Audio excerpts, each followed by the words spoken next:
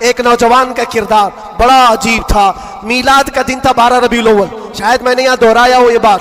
میں ٹرین سے اتر رہا تھا, ایک نوجوان مجھ سے کہنے لگا, حضرت میں چاہتا ہوں کہ آج حضور کی بارگاہ میں کوئی اچھا تحفہ پیش کروں. صاحب جھنڈے, کمکمے, مٹھائیاں سب لگا کر کے تو تحفے پیش کرتے. اس نے کہا میں کچھ ایسا کرنا چاہتا ہوں حضور پاک صلی اللہ تعالیٰ علیہ وسلم کو خوشی ہو. میں اتر رہا تھا, اچانک ذہن میں یہ بات آئی. کہا اللہ کے نبی کے اخلاق یہ تھے کہ وہ بوڑھوں کی مدد کرتے, ان کا بوجھ اٹھاتے تھے. مکہ میں حضور مشہور تھے اس بات پر. ہم اتر رہے ہیں, دیکھو ٹرین سے کوئی بوڑھا اتر رہا, اس کا سامان اٹھا کر پہنچا دو, سنت ہے یہ بھی. اور آج 12 ربیع الاول ہے, تم حضور کی بارگاہ میں خراج عقیدت پیش کر. یہ بات کہا اور میں گزر گیا. وہ جوان, ایک بوڑھی عورت 2 بڑے بڑے شاپر لے کر آ رہی تھی, اس کے پاس گیا اور کہا کہ اماں جی مجھے دو, میں اٹھاتا ہوں. وہ پہلے تو گھبرائی, کہا کہ تو کیوں اٹھائے گا, تو کلی ہے کیا ہے, میرا سامان کیوں نہیں دوں گی. نہیں دے رہی تھی. اور کیوں دے اجنبی کو کوئی. اس نے اصرار کیا, اماں جی دے دو اٹھا لوں گا.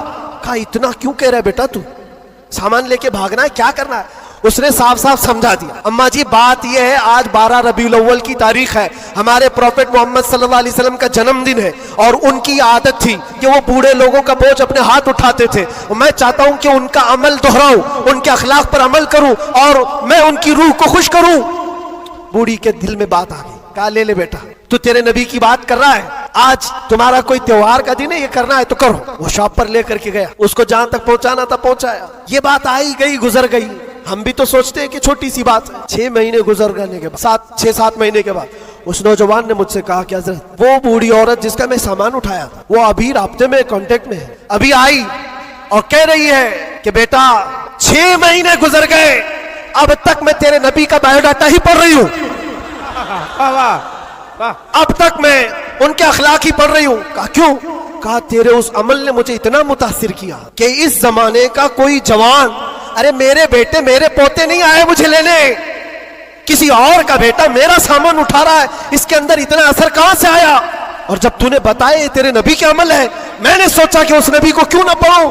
پڑھتے پڑھتے میں اس مقام پر پہنچ گئی. بتاؤ تیرا نبی کہاں ہے, میں بھی جاؤں غلامی میں شامل ہو جاؤں.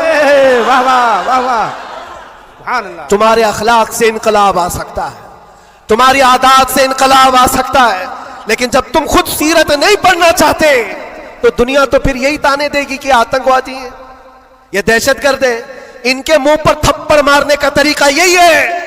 ہم تمہاری سرٹیفکیٹ کے محتاج نہیں ہیں, ہم تمہارے بولے جانے سے کچھ بھی پرواہ نہیں کرتے, تمہیں اپنے نبی کے اخلاق کر کے دکھانا ہے.